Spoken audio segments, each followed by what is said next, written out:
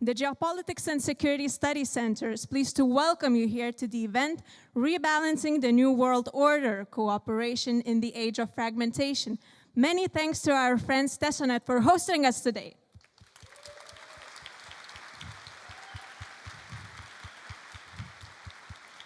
Now, please join me for a warm welcoming to the stage, His Excellency, the President of Finland, Alexander Stubb, together with the CEO of the GSSC, Linas Kojala. A huge crowd, right?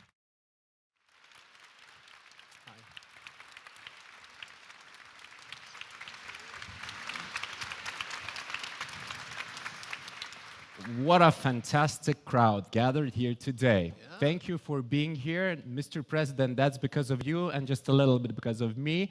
We are having this event. So thank you again for coming to Lithuania. How much do you pay them to come here? Sure. Let's keep that as a secret. Yeah. We'll maybe reveal that later on. We'll have a conversation with the president because he's one of the leading thinkers on international politics, not only acting as a president, but also discussing how the world is changing in front of our eyes. So I'll ask a couple of questions and then we'll open the floor for a conversation.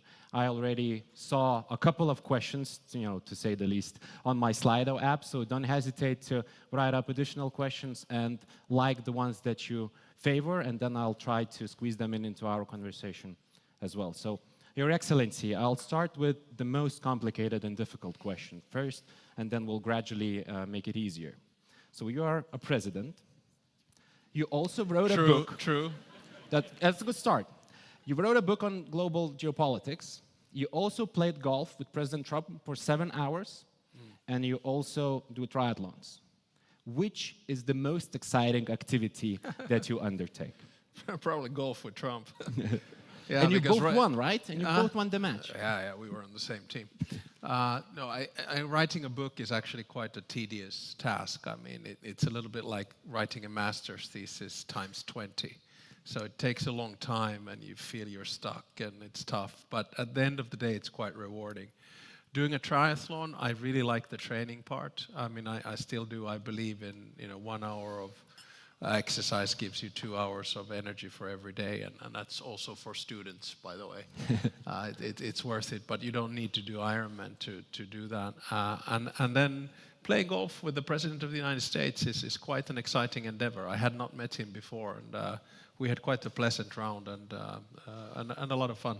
And it's not usual for a president to spend 7 hours together. No, I mean, I don't know what the accrued time of the 13 presidents of the Republic of Finland have been in history in spending time with the President of the United States, but 7 hours is a chunk of that time, I think. And of course, we were able to establish a relationship after that, because people quite often forget that in diplomacy, it's also about personal contacts. And I feel that it's my job as the President of the Republic to have a good personal contact, if I can, with all 200 heads of state and government in the world. And of course, no one more important than the President of the United States, apart from, of course, the President of Lithuania.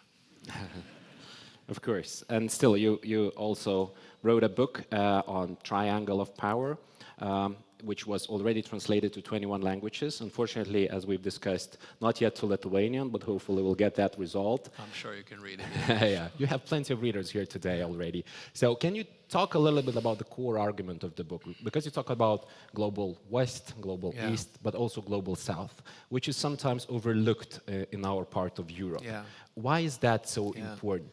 I mean, if I sort of try to summarize the book, I have a little bit of a fetish for three, and you can see that in the structure of the book. So, the book has 3 parts, and each of the 3 parts has 3 chapters, and usually I have 3 theses of something. And it's something that I learned when I was studying in the US, and it helped me to conceptualize things. So the basic argument of the book is that the world order, balance, and dynamics, 3 things, are changing. A little bit like they changed after World War I, after World War II, and after the Cold War. And the basic argument is that on the order side, we're moving towards a disorder. We could say that the Cold War was more or less orderly. It was bipolar, US, the Soviet Union. It was ideological. And then we could say that the post-Cold War period at least started with the unipolar moment. So the benign hegemon of the world being the United States, leading the pack, and many of us believing that history ended and everyone would be going towards liberal democracy, social market economy, and globalization. But that didn't happen. And now we are in a multipolar world where we have a whole bunch of different types of players. Some are big like the US and China. Some are middle powers or emerging powers like India, Egypt, Brazil, Argentina, etc. And when you have this change in order, there are power vacuums, and it leads to disorder. And that's what we're seeing right now. The second argument of the book is that we're seeing a shift in the balance of power. So the balance of power for the past 200 years has been dominated by the West. Whether it was the UK and France, whether it was the United States. So that's the global West gang.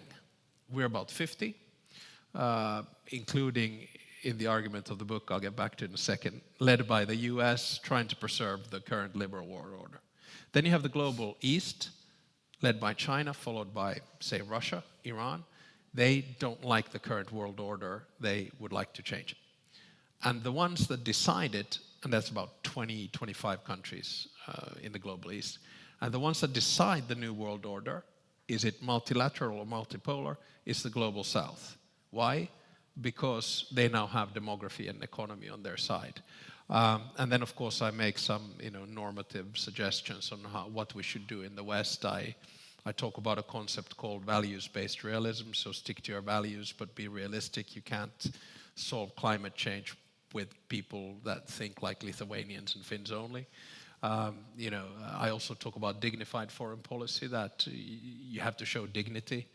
But the final point I want to make, so the book is called The Triangle of Power.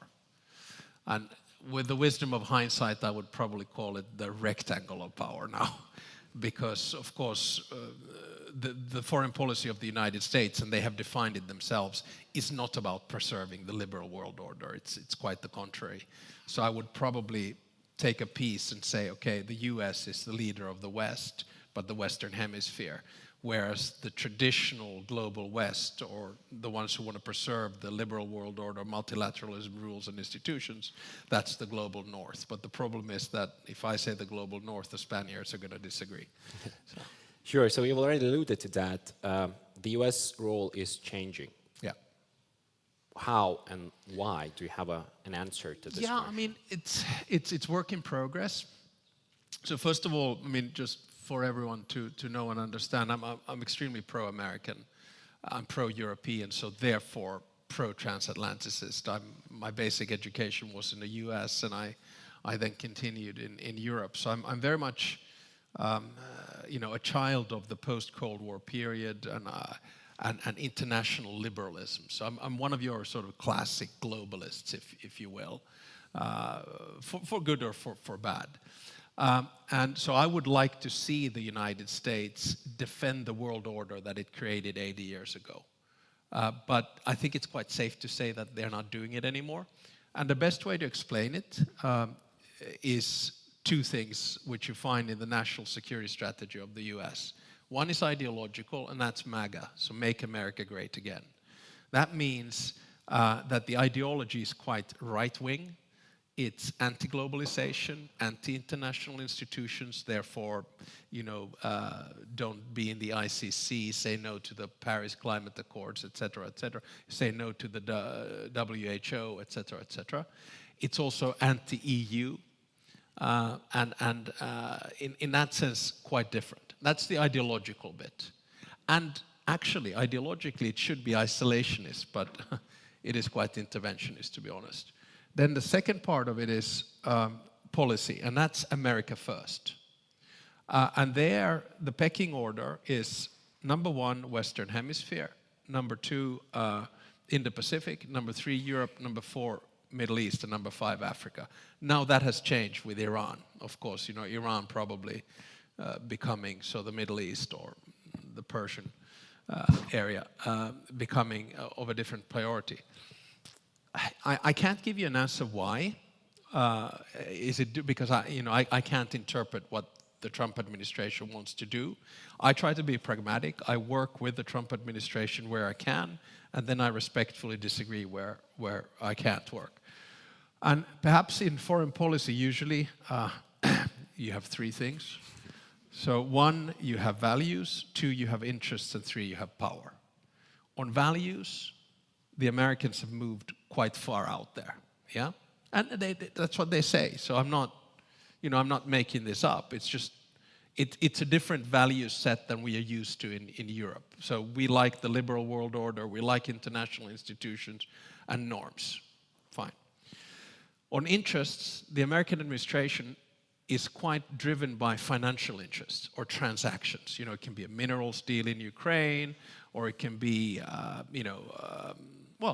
icebreakers? It can be icebreakers with Finland. And there is sort of, okay, I want to make a deal type of thinking. And, that's fine. Again, it's a choice.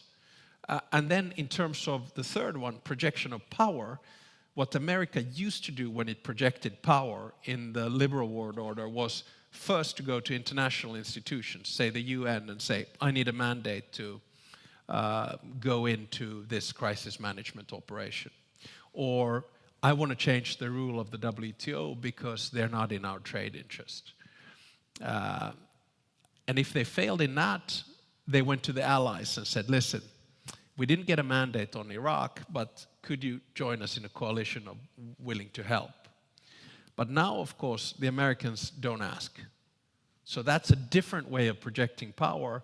You go into Venezuela, you don't ask. You make claims on Greenland, you don't ask. You go into Iran, you don't ask. And then the question is, what do we do from a foreign policy perspective? Well, on Venezuela, you live with the fact. On Greenland, you push back. And on Iran, you make clear that it's outside the framework of international law, but it is, of course, in our interest that America succeeds in Iran. It's without a question. And it's also in the interest of the region. So it's always a balancing act. But, American foreign policy has changed, and we just have to live with it. I have a lot of questions on this, but I wanted to quote our mutual friend, Samir Saran from India, who once, recently, talking with you, said that the world order that was there just a couple of years maybe, or a decade or so ago, was by the West, for the West, and from the West. I think he stole that idea from Jai Shankar, but that's okay. Well, I think they're friends as well. So. They are very good friends, yeah. Why is that changing? Is that really changing? So the West is not anymore the center of gravity, the center of power, the center of technology. Isn't that the case? Yeah, I think the few reasons for it, I think, especially my generation, I mean, the students here are a little bit on the younger side, the ambassadors are not. So the ambassador generation grew up in this sort of post-Cold War era where, we felt that history ended, that we took a holiday from history, there was a beacon of light, the Berlin Wall comes down, the Soviet Union collapses, the Baltic states regain their freedom and independence, markets are going to rule and dominate, we don't need the state anywhere, we can contain the system with common rules and it's all going to work. But the intellectual laziness that we had in that idea was that it would have required a change of the international institutions, not only the EU and NATO, but also the United Nations, the WTO, the IMF, and the World Bank. Because there, the power structure of the system was skewed in the favor of the global West, and there was a rejection of the global East. And now that demography in the world has changed, that you look at Africa going from 1 billion to 4 billion inhabitants by the end of this century. You look at Asia going from 4 billion to 5 billion at halfway in this century.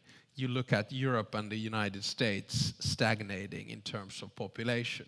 You add on to that technological development, which now gives you much more power to generate economic wealth, basically for everyone. You start looking at the distribution of resources, rare earths, minerals.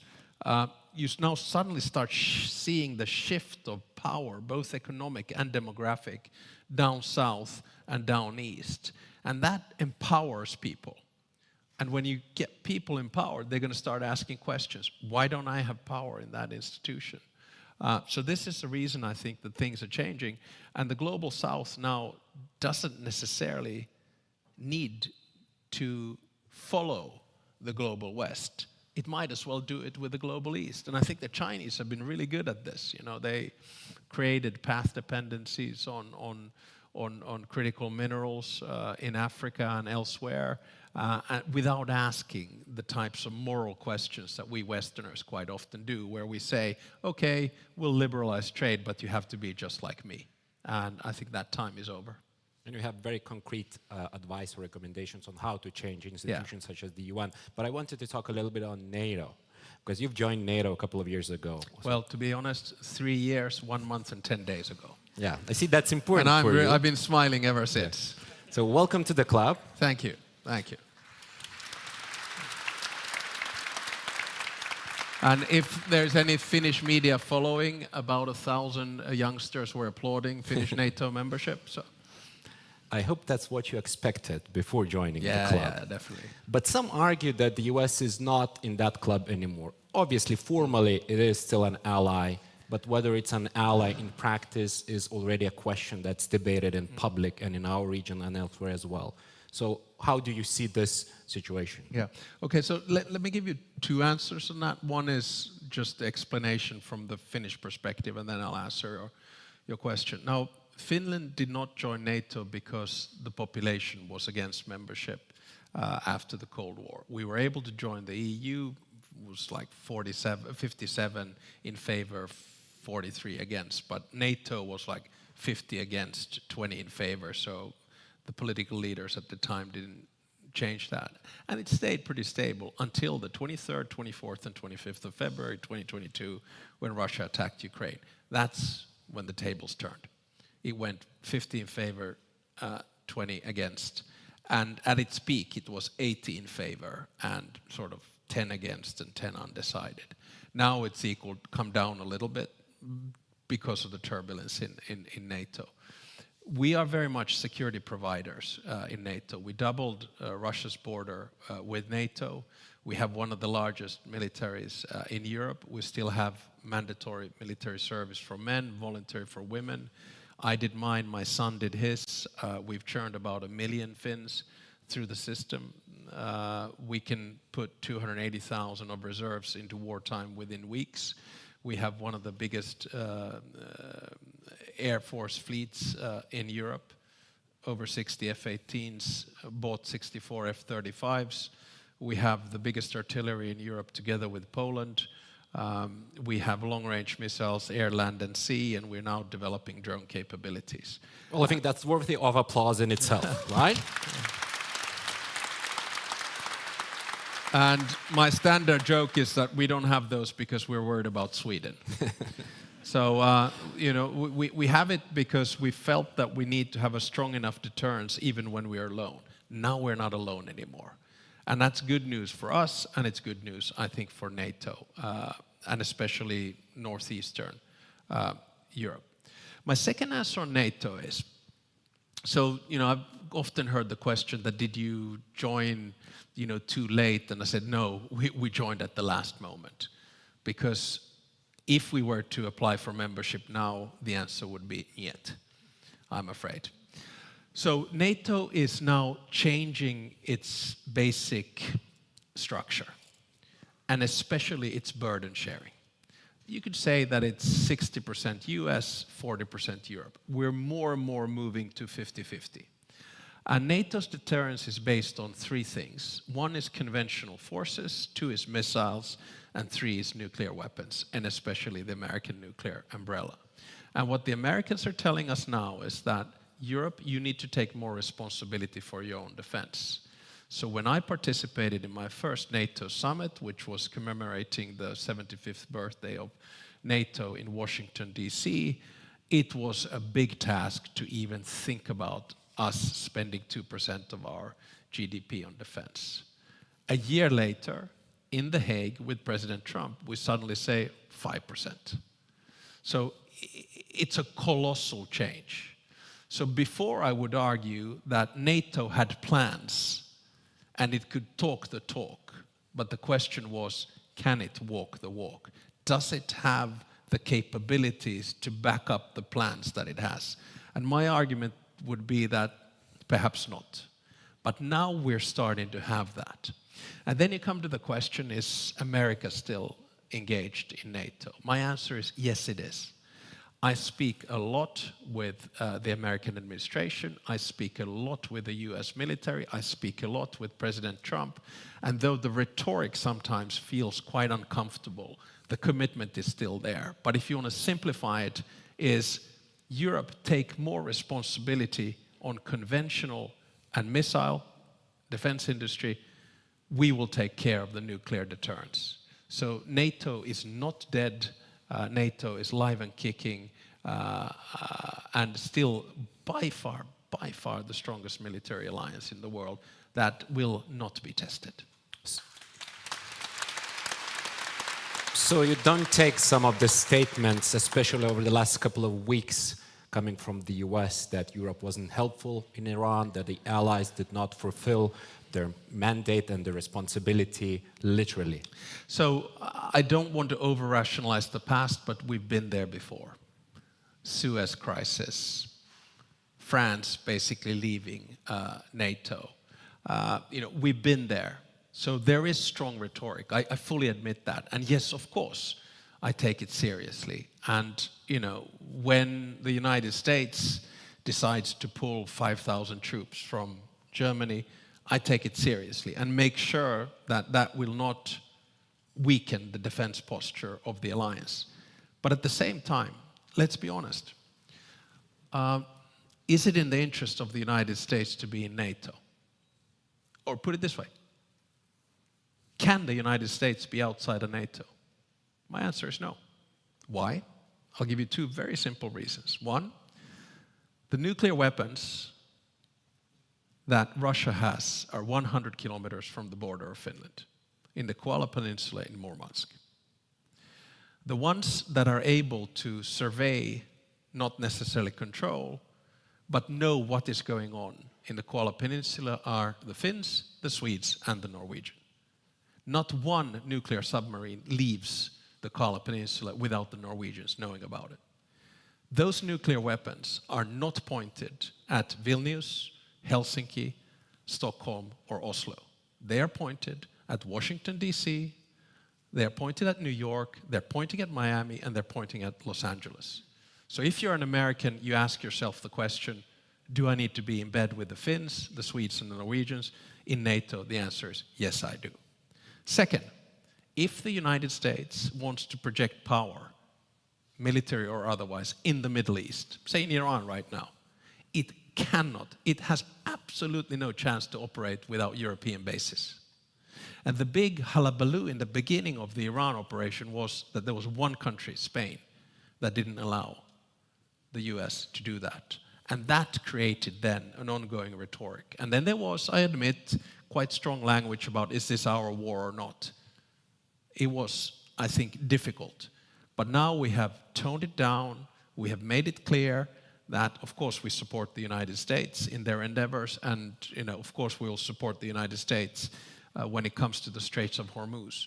But for the United States to withdraw from Ramstein, or the biggest military hospital that takes care of wounded American soldiers in Germany, it's not going to happen. So tone down the language, be a little bit more Finnish, take a sauna, take an ice bath, calm down, go golfing, and let's sort it out. Yeah, I think it's an essential argument, Yeah. which needs to break through. Yeah. The noise. We wrote an article with my colleague for the Wall Street Journal arguing that Europe is quietly helping the US even in this war, which is so unpopular. Not quietly. I mean, all the bases. I mean, the US logistics don't work without European bases. And do Americans recognize that? Mm-hmm. Okay, let's move on to another question then. You've already mentioned a prescription, I suppose, on how to deal with some of these challenges, and that's values-based realism. Yeah. Let me push back a little bit. Uh-oh. Isn't that a little bit contradictory? Because realism is somewhat based on cynicism and on power, while values are obviously normative. So can you, bridge those two things together into a workable kind of foreign policy? I think the two of us have been reading too much international relations theory. I think the start, so for those of you who don't necessarily know what values-based realism means, which probably includes myself, the basic idea is that you stick to your values, which in our case would be human rights, fundamental rights, freedom, democracy, justice, equality, protection of minorities, right? Traditional, what we would call global values, we find them in the EU charters, we find them in the UN charters, etc., etc. But you could argue also that they're Western liberal values, right? They begin from the idea of individual freedom, and then they try to project that. And my argument is that the most successful societies in the world abide by these. So if you look at, say, 50 rankings on freedom, on media freedom, on equality, on environmental quality of life, or on happiness, we're all there, democracies, right? Especially Lithuania and Finland. Exactly, Happiness. extremely happy people. And I think we've been the happiest for 9 years running now. We're good at hiding it as well. There's actually the most famous Finnish poet, Eino Leino, our national poet. He had a saying, "Kel onni on, se onnen kätkeköön." The one who has happiness, hide it. so we're hiding it quite well. So that, stay true to your values, right? But be realistic, and here's where realism comes in, that you're not going to solve the world's problems with like-minded countries only. And that means that if you want to solve climate change, if you want to solve energy, if you want to create development, if you want to create wealth, if you want to eradicate poverty globally, if you want to have food security, if you want to solve wars and conflicts, you actually need to talk with people who don't look like you, who don't talk like you, who don't think like you, and who don't smell like you. So that's the basic idea. That's why I talk about values-based realism. And let me push it one step further. Though it might seem like a contradiction in terms, the truth is that foreign policy or diplomacy is never consistent. There is always going to be double standards. As uncomfortable as it sounds, there are many diplomats in here, there are many people probably that study foreign policy. You have to make in foreign policy a values judgment every day. And that value always brings realism. I'll give you one example. Are you willing to give development aid to a country where homosexuality is a crime that causes a death penalty? Do you do it or not? I would probably say yes, if that country needs it and if it eradicates poverty. Do you buy arms from a country which is in a war, which is against international law, and with which you disagree? If it is about defending yourself, the answer probably is yes. So that's why I'm saying that there's not going to be a moment in your life as a diplomat where you're only doing lovey-dovey decisions where your values are in the forefront and everyone will agree with what you do. So foreign policy and diplomacy is not binary, it's not black and white. Values-based realism for me is not a doctrine, but it's an instrument that gets us through the next stage in this world order. It was easy to be a values-based idealist after the end of the Cold War, but it was a little bit more difficult to do that after Russia attacked Ukraine. So is that why you're arguing Europe should open channels of common conversation with Russia?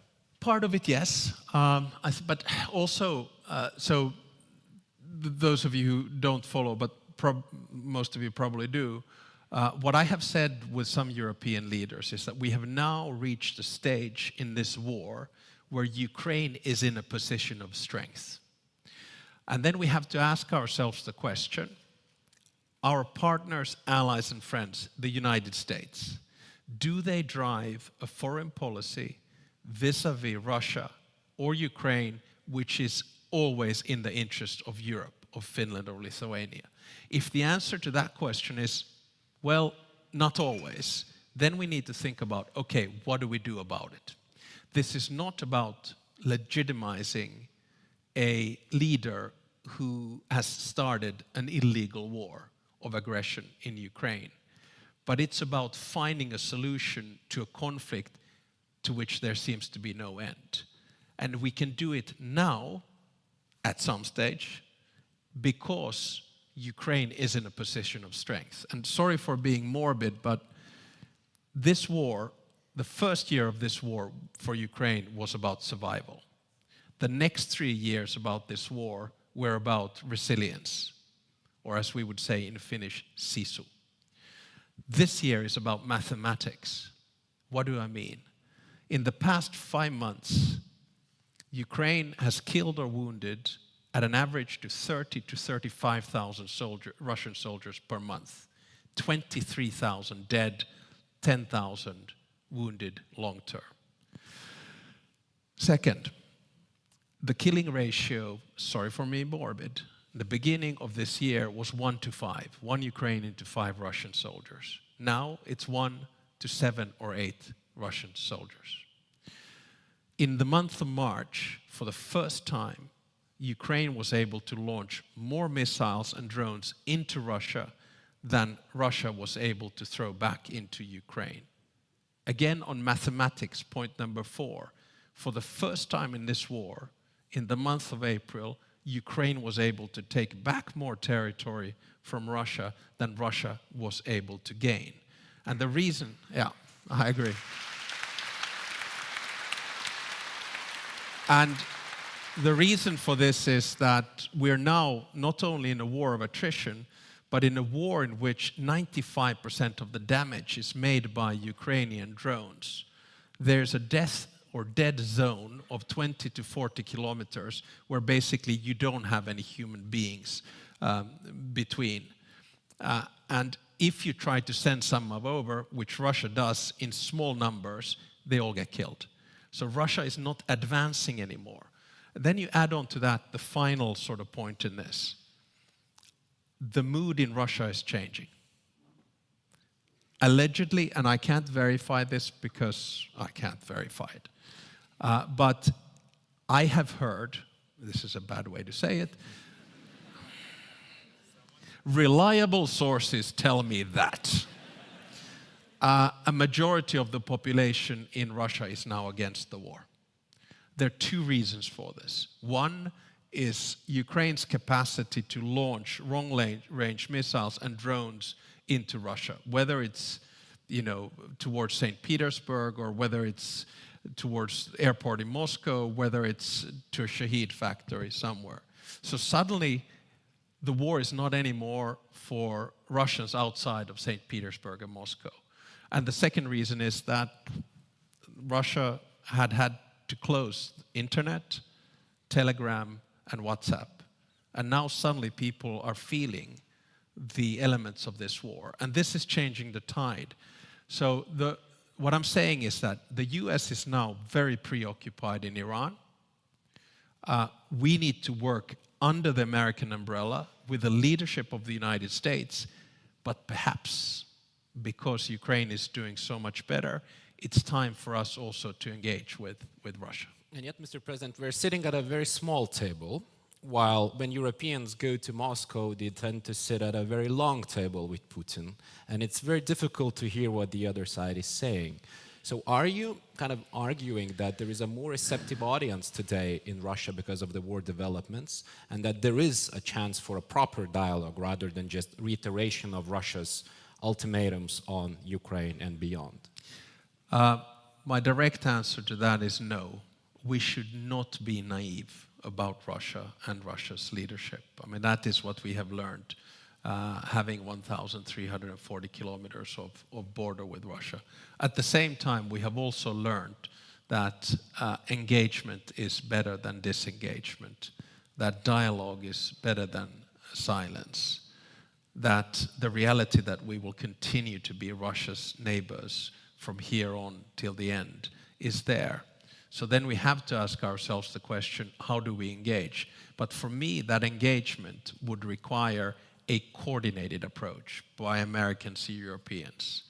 And that means, E5, so the UK, France, Germany, Italy, Poland. It means NB8, so the Nordics and the Baltics, and especially the flanks. And of course, it needs a green light from Ukraine. So I'm just trying to prepare ourselves mentally for a moment whereby we might have to engage with Russia. And I don't think it's going to be by a table, it's going to be by a phone. So, do you think that Europeans should have a special envoy for that mission, an individual? I mean, it's hard to say. It's kind of difficult probably for Europeans to agree on that, And then to a certain extent, it's like having a special envoy elevates it too much. I'm just talking about an initial contact. And for me, naturally, it would probably be perhaps 2, 3, 4 countries at the same time by the same phone. And then you would have an agenda, which could be, quite concrete, but have low expectations. Not much will come out of that conversation. And you have to understand that. But at the same time, Russia is now in a position where I think it is more willing than before to talk with Europeans, because clearly, Ukraine is not going to lose this war. And maybe we have a person in this room who could be that individual. I don't know. Yeah. Well, let's keep it as a philosophical question then. I wanted to touch upon Ukraine, and then I'll look at the questions that are coming into Slido. You've mentioned recently that Ukraine needs Europe, of course, but Europe needs Ukraine probably even more. Yep. Let me share one concern with you. I'm concerned whether we are not alienating Ukraine by not providing it a clear pathway to the West. Yeah. And in some time in the future, this could bring trouble to us as well. Yeah. So how do you see that, and whether we are doing enough to make sure that Ukraine is clearly moving towards the West by integrating into structures, by trading with the West, and etc.? No, I agree with the undercurrent of your question fully. So what we started to do about 4 or 5 months ago was to say that Ukraine will not lose this war, which by definition means that Russia doesn't win this war. And by the way, in the theory of war, I think it's quite clear. If a big one attacks a small one, the small one is fighting for its existence. If the small one still exists, independence, sovereignty, territorial integrity, by definition, the small one will have won. So we started to change narrative because, especially in some quarters in the United States, there was this argument that, you know, you're going to lose this war, so why don't you just go ahead and give up Donetsk? And we didn't have any of that. We didn't believe that. But of course, you had to back it up. And the maths now back that up. The second narrative that we have now changed, I would argue, in the past 3 weeks, 4 weeks, I'd say, which I think is extremely important, is that yes, Ukraine needs military financial support from the West. 90 billion euro loan from Russian frozen assets, that's collateral. Fine, good. We need to continue to purchase American defense material through the Pearl and give it to Ukraine. But reality is that we actually need Ukraine as much as they need us, because there's only one military in Europe that is 800,000 strong, that is capable of modern warfare, drones, missile defense, and drone defense. And you could see that happening when the war in Iran began. What did Ukraine do? It sent 400 military personnel in 10 different teams to the Gulf region to teach the countries that were attacked by Iran on how to defend yourself against drones and missiles. And now we're starting to see Ukrainians making drone deals with Europeans. So basically co-production, because they know how to produce them. 3 weeks ago, actually in Washington, D.C., I met 2 Ukrainians who are very involved in the drone, missile, and especially defense industry. One is the guy who runs it, and the other one is a person who, and this is her term, she calls herself a Ukrainian housewife. She escaped Bucha together with her children and her husband, and decided she wants to do something for her country. And now she produces the Pink Flamingo missiles and drones, 4 million a year, at a very low cost and very effective. The Ukrainians have all the data which is linked to drone warfare and missile warfare. We cannot afford to be without the Ukrainians anymore. So my argument is that therefore we need to get Ukraine into the European Union, and therefore we need to get Ukraine into NATO. We need them as much as they need us. And when is that realistic? Values-based realism? I don't know. I think a good start, and now I'm sort of going outside of my constitutional remit. So as president in Finland, I lead Finnish foreign policy, but the prime minister does domestic policy in the EU. But if I had a choice, and I think this is Finland's position as well, so I'm in safe waters, we should open the first chapter of the negotiations at the EU summit on the 18th and 19th of June. And of course, membership might take a long time. I'm an EU nerd, so I wrote my PhD on flexible integration, so not everyone has to do everything at the same time. So I'm sure we'll find a flexible way of bringing Ukraine in. But I mean, it's a no-brainer. And for goodness sakes, if our main aim is to deter Russian aggression, our biggest long-term security threat is still Russia. So how do you do it? You do it by maximizing your security. How do you maximize your security? Well, of course, by having your own strong national defense and increasing your defense expenditure. But look who can help you. The Ukrainians. I mean, they have shown. Look, the Soviet Union, in 4 years in World War II, marched 1,600 kilometers into Berlin. The Russian military, since the beginning of the war of aggression in February 2022, has marched 60 kilometers into Donetsk. Who knows how to do modern warfare? Ukraine does. Therefore, we need Ukraine. For sure, as some other presidents are saying sometimes. But I'll switch now to Slido, and there are some questions related to Sauna and Sauna diplomacy. Very good. Any stories to share? This is the most liked question, by the way. How Sauna diplomacy helped solving problems or ease tensions? Yeah, it's really easy strategy. In Finland we have 5.6 million people, over 3.3 million saunas. And by the way, the only international word from Finnish is sauna. And the only country that doesn't use that word is Sweden. They use bastu. Anyway, so what do we do? Sauna diplomacy means that we are so good at it that we go into the sauna, it's 100 degrees, we lock the door, throw more water on the stove, and don't let out the person until they've agreed with us. No, but sauna diplomacy today, it's a little bit perhaps old-fashioned, but yeah, I mean, we still do the sauna. But I haven't, have I? Yeah, well, we had a foreign policy sauna at my summer residence last summer with people like Carl Bildt and Börge Brenden and others in there. I like sauna. Sauna, yeah, there you go, sauna diplomacy, yeah. I remember you saying that it was helpful during the Cold War era, talking sometimes with the Soviet leaders. That was one of my predecessors, President Urho Kekkonen, who was very much into sauna diplomacy. But perhaps times have changed. Sure. So another question. Why are only former NATO generals and presidents are saying openly that Russia has no chance and just should back off? Is it just words? Why current leaders are hesitant to say it now in public? Well, I am, I guess, a former prime minister, but I did leave politics in 2016, never to return again. And I felt that the freedom of expression that I had when not in office was much higher than the one I have right now, which basically means that you can say out loud things that perhaps current generals or politicians cannot say.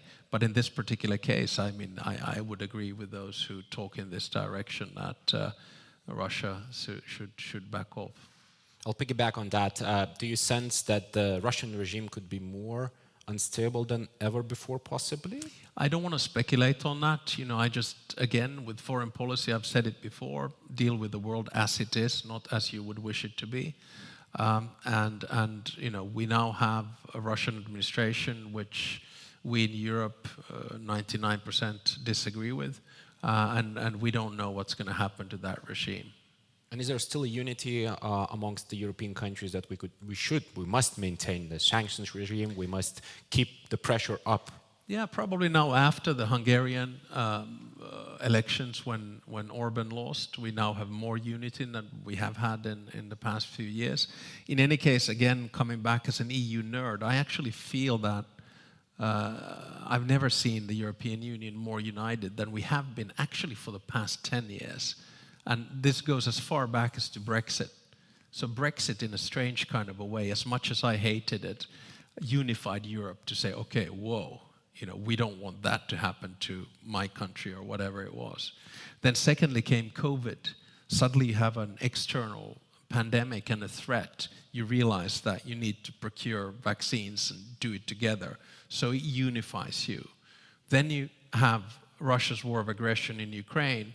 We kind of wake up to the coffee the third time around. We didn't wake up after Georgia in 2008. We didn't wake up with the Crimean Peninsula in 2014. But 2022, boom, you suddenly start, supporting Ukraine, ammunition.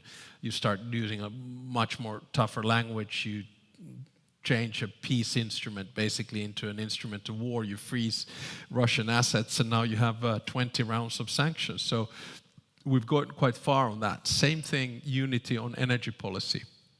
Who would have thought that we can basically wane ourselves off of Russian energy? For Finland, it wasn't difficult. I mean, we weren't dependent and we had our portfolio differently, but Europe has now done it. And now I could also argue that given that there's a change in US policy that brings Europe, more unified. So I'm quite confident that we can continue this unity with the little caveats that happen during the way. I mean, there's always going to be someone that disagrees and screams and shouts. And should there be more integration in defense as well? Possibly moving up to, having some common force? Well, before I joined NATO, I'd say yes, definitely. But I think there we need to look at, who does what. So for me, it all starts with the national defense, because that is your number one protector. You need to be strong, right? Then after that, it goes into the two caveats. One is NATO, the other one is the EU. NATO, for me, is collective defense. It has the capacity, the operational capacity, the basis, the system to defend. No one will attack NATO because of Article 5. Then secondly, you have the EU. What can the EU do? Yes, we have Article 42.7, which actually in terms of language is stronger than Article 5. But the bottom line is that the EU doesn't have the operative capabilities to do it. But the EU has money to try to help the member states of the EU, most of whom are in NATO, to improve their defense. So what I then envision in this is not a binary either or, it's both, and probably a stronger European pillar inside NATO. That's what I'd like to see. Let's switch gears a little bit. There is a question on Eurovision. I wonder if it's my wife asking the question, but do you like the performance of Finland in this year's Eurovision, if you've had a chance to watch it? I like it a lot, yeah. Liekin heitin, and I hope it will win. Vote for it. It's either Lithuania or Finland next year, hopefully. Can the US still be a reliable partner? So another question on this topic. An ally to deter Russia, taking into consideration the administration's behavior. So it's a repetition of what we discussed, but still, I think it's very important for you to... The short answer to that is yes, but I do understand that deterrence is about two things. It's about capabilities and about communication. And on the communication, again, I hope we would tone down the language a little bit.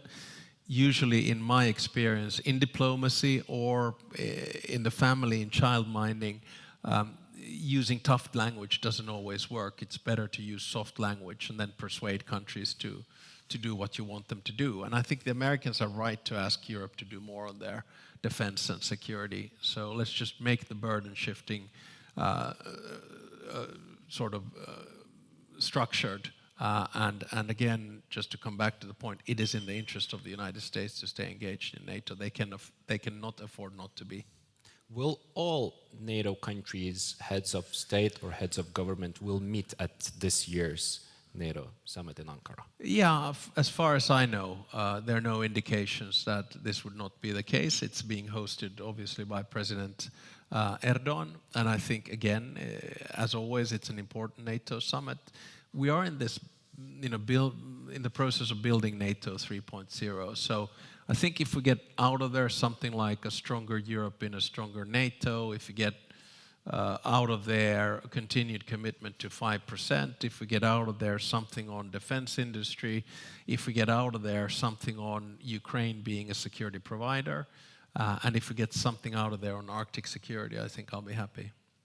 Another question is on Europe, specifically focused on defense industry, which is known to be fragmented and not efficient at this moment of time. Are we moving in the right direction with Andrius Kubilius as a commissioner and obviously other leaders pointing to this priority? I think we're moving in the right direction if Lithuania buys Patria Cavs. Well, no, I think, jokes aside, but I do think we're moving in the right direction. It's always a slow process when it comes to defense procurement. What is one core problem that you would like to see resolved in the next year? Coordination. So basically our order sheets need to be unified. We have too many tank systems, we have too many air defense systems. We are quite often too nationalistic in the way in which we set up. If you have common operative structures, you need to have also a common defense policy. I think what Kubilius is doing is good. It's important that the European Union has a commissioner who deals with defense. It's not an easy job because defense industry traditionally has been very complicated. I'll give you one more example. I used to work, when I left politics, I worked for a while for the European Investment Bank.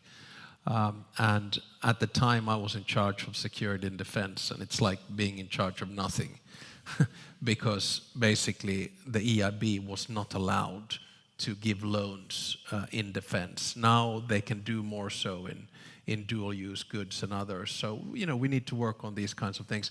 And I'm not desperate about our defense industries. I think many of them do well.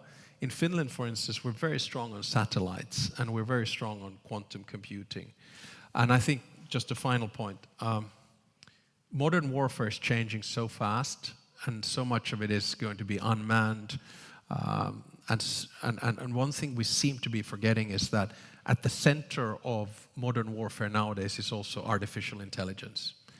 And in order for artificial intelligence to run effectively and efficiently, you need quantum. And in order for quantum to run, you need systems. You need networks that are reliable and trustworthy also in battle situations. And you need satellites. So I'm quite optimistic about where we are, especially from a Finnish perspective. You focus a lot on technologies also in this book, and currently President Trump is in China, and AI is clearly a priority topic in their conversations as well. Do you see more potential or risks in terms of how AI is currently being developed with mythos and other instances of potential geopolitical implications of using AI tools? Yeah, well, we're here kind of a cyber center of sorts. So my big take is that if we look at the combination of artificial intelligence and biotechnology, that provides both a risk and an opportunity. And I think that this combination is obviously changing the economy and the way in which we work. I mean, you don't know what kind of jobs you're going to be doing tomorrow, a year from now, 5 years from now, 10 years. None of us know. It's changing politics and the way in which we communicate. I think it's actually rewiring our brains. The reason we're so polarized is that our brains are not used to modern technology. And all of those who are worried about neural laces and us becoming cyborgs, I think we are already cyborgs. Try to live without a phone for 2 weeks. Good luck. Number 3, it's changing war and the way in which we conduct it. And number 4, it's changing science and the way in which we are as human beings. So when you combine artificial intelligence and technology, if you go towards artificial general intelligence, AGI, you get into profound ethical questions about what it is to be a human being. When you link that to things such as nuclear weapons or biology, say pandemics, you cannot allow them to run rampant. So what we need is some kind of, if not regulation, at least a system where the big players in this world understand, just like in science, that there are rules and limits to what can be done. I think what Mythos did, from what I understand, is good. And in the tech world, in my mind, you have good guys and bad guys. The good guys are the ones like Demis Hassabis, DeepMind, gets the Nobel Prize in chemistry for the way in which he bundles proteins together with AI and tries to find solution. And then you have bad guys. I'm not going to name them, but you can imagine a few. And what we need to do now is to get the American administration to understand that you cannot let the bad guys, no matter how much financial gain you get from tech, run rampant. And that's the direction. And we need to get the Europeans to understand that you cannot regulate AI because you're always going to be 2, 3, 4 years behind the cycle. And unlike in science, when you can have decisions on genome sequencing or whatever it's called when you got these 2 lambs, using the DNA, etc. In science, medical science, you can do that. You can regulate. But in AI, it's so fast that you can't do that. I mean, people don't remember, but I mean, what, ChatGPT came out, what, 3 years ago or something like that? 2022. Now, do you live without ChatGPT anymore? You know, so it's just going so fast that we need to find a way as humans to cope with this. And I think we do. I'm an optimist in that sense that the human mind is able to deal with it. But I'm also a bit of a sort of a Harari, Yuval Harari type of person, that this is the first technology that has agency. All the other technologies that we had, whether it's the calculator or the computer or the whatever, the radio or the TV, it didn't have agency. It was just a tool. It had software in it, but it was kind of just hardware. Now, with general artificial intelligence, you have technology which has agency. And the most important thing is that we have control of that technology, not the technology itself. I've opened today's Financial Times and I saw a graphic which shows that the US is leading the way in developing AI and China is catching up. Europe was nowhere to be seen. Is that the case? No. Again, here I come. I think one of the problems that we have in Europe is that we fight former technological battles. So look, Finland and Sweden dominated the telecoms world with Ericsson and Nokia, right? So we thought we're going to be the champs in this. Then came the 2000s, and suddenly the Americans start dominating the software side of things, understanding that it's not only about the mobile phone, not even only about the network, it's about the software. So they came into the digital world. Then suddenly we start moving 2010s towards artificial intelligence. And the Chinese wake up to it after Demis Hassabis' deep mind beats the champion in the game Go, and they say, whoa, we need to improve this. And in order for you to improve that, you obviously need innovation, you need research, you need development, but at the end of the day, you need data. And what we did in Europe was we imprisoned the data, whereas in America and in China, they allowed to start using it. But now we're in the 2000s, and what makes me optimistic is that if and when the future is artificial intelligence, that artificial intelligence needs two things, which I mentioned. One is quantum, which is basically the infrastructure of how you get the stuff moving at a pace which we have never seen before. And the second thing it needs is networks. Now, what are the biggest network companies, Western network companies in the world? Outside China, Huawei. They are Ericsson and Nokia. They are trustworthy networks. Then the networks will start moving to space. Do we have good satellites and capacity to have data centers in space from a European perspective? Yes. Look at a company, for instance, like, what's it called, Mistral from France. Look at satellite companies like ICEYE from Finland, or Reorbit, Kuvaspace from Finland. We have the capacity. On the quantum side, where I want Finland to be what Taiwan is to chips, we have a company called IQM, which is top 3 in the world, and we have a company called Blue Force, which basically does 50% of the cooling down of quantum systems and supercomputers. And this is only from Finland. So, my argument is that we have a lot of that capacity, but the key is to always be cutting edge. So I'm not, giving up hope on Europe and artificial intelligence. And thankfully, we're hosted by a unicorn company as well here in Lithuania. Just, coming to the end, a couple of brief questions. So Nordic-Baltic countries, are we a family? Yeah, definitely. I mean, there's no question about it. I think NB8 is the closest family that we have. I'm a Protestant, so 8 in the family is a lot, but, I can live with it. That's great. And is there a distinction between the Baltic and the Nordic part in the family? Geographically and historically, yes. But in terms of interests and values, I would say no. And I find that increasingly. Yesterday, I was actually in Bucharest for a B9 meeting where you have the Baltics, Poland, the Czech Republic, Slovakia, Hungary, Bulgaria, and Romania. And then we had 5 Nordic countries invited. And I always feel the close akin to the Nordics and the Baltics. It doesn't matter where I am, whether it's in NATO or any other So yeah, I mean, there is a difference, but that difference is so small right now that it doesn't really matter. And we're going in the right direction, is that right? Yeah, in we terms are. Of regional And integration, yeah, which is and actually one of your solutions to Yeah, global yeah, challenges. definitely. I mean, you know, regional integration is a good breeding ground for global integration. And just to come back again, I want to gently remind my Nordic friends that before Finland joined NATO, there were 3 countries in the NB8 who were 100% integrated into NATO and 100% integrated into the EU, including the euro. And none of them were Nordic. So we have a lot to learn, I think, from the Baltic states as well.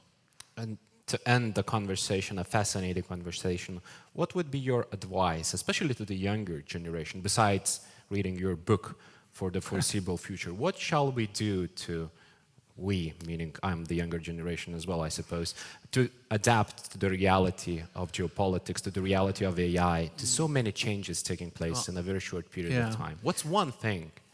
I can't give you one thing, but I can give you 4 things that I've always reiterated. Not 3? No, this is 4, so this is serious.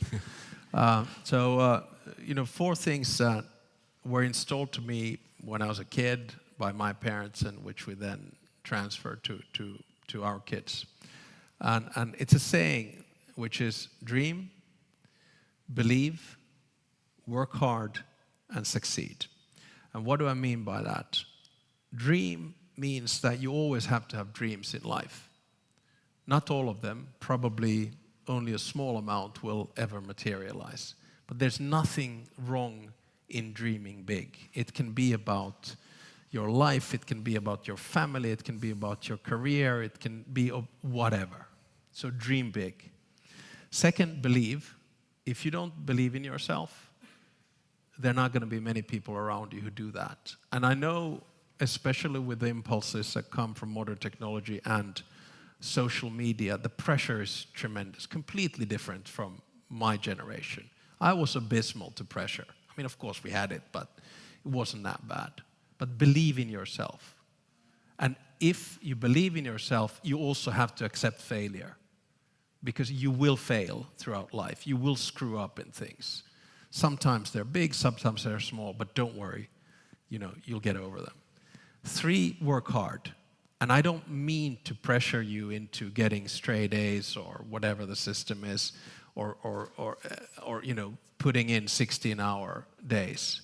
It's not about that. But I have never come across anyone who is fully satisfied in their life without putting some kind of effort into it. It doesn't matter what it is, but you always need to have a part of your life when you actually work quite hard. And then the final one is succeed, and this is super important, and if I had to choose just one.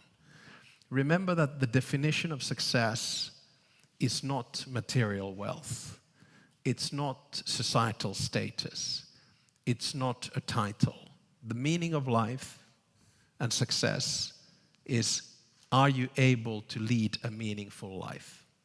And that's a question that you fundamentally end up asking yourself, not only at your deathbed, but throughout life. And ask what gives you a meaningful life. We have enough comfort and